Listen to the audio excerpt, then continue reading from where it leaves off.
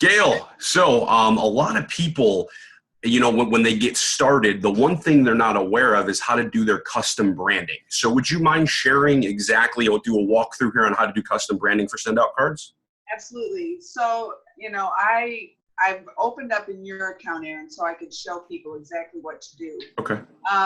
Hovering over the main menu, you can go down to where it says Custom Brand Manager. And when you click on that, it's going to give you the options. It's going to pull up, this is the typical back of the card, and then you have options to add. So if to create a new card back, you just simply click on that. It's going to leave the templates over here, the different layouts. You choose the layout you want. If you have a logo that's more of a banner style, you're going to choose down here on the left-hand side. The left-hand side ones have return address on the back of the cards that you send, and this could be beneficial for many different reasons. Maybe you just have a picture of yourself, and then you can have your information in the return address.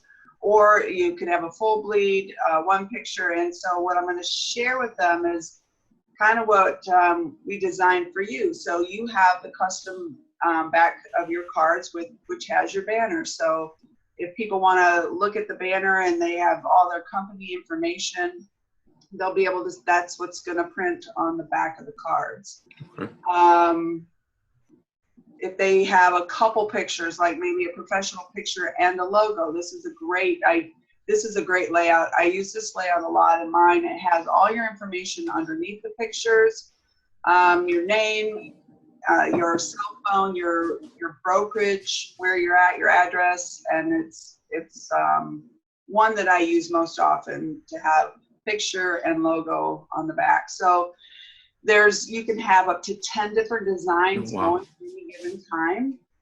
Those who purchase the marketing bundle have the first impressions card, so you get to design the back of your cards with the black and white cards with those logos. So that's kind of what you're seeing right here with the gold frame and your name. So that's just a little bit, so they can play around with that and create as many as they want.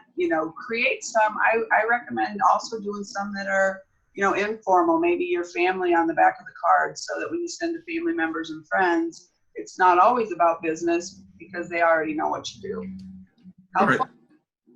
I mean, other than that, what have you seen to be the most successful? Is it kind of hit or miss depending on where you're shooting to, right? Right. So, for us, we run a referral business. People know what we do. If we have our client event with Pumpkin Fest, we'll put, a pumpkin-y festival type background on the cards that go out. If I'm sending birthday cards, it might just be a fun, picture of Steve and I, with a party hat, or doing something fun, doing something that we enjoy in life.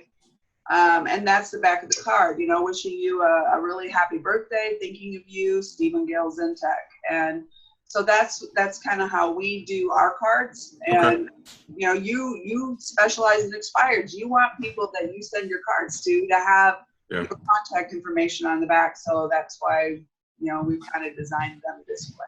So, it seems like what you would probably suggest is maybe you have 3 that are your standard with your banner, your picture, one with your picture and logo, and then you have one that's more family-oriented, family-friendly, and then maybe you leave the others open for modification where you can make it specific. And then I would think that, you could delete one and create a new one. You just can only have up to 10 up there at a time, right? Yeah, all the time. Even maybe sometimes if you're working with a really successful business owner, you put their banner, their logo on the back of the card.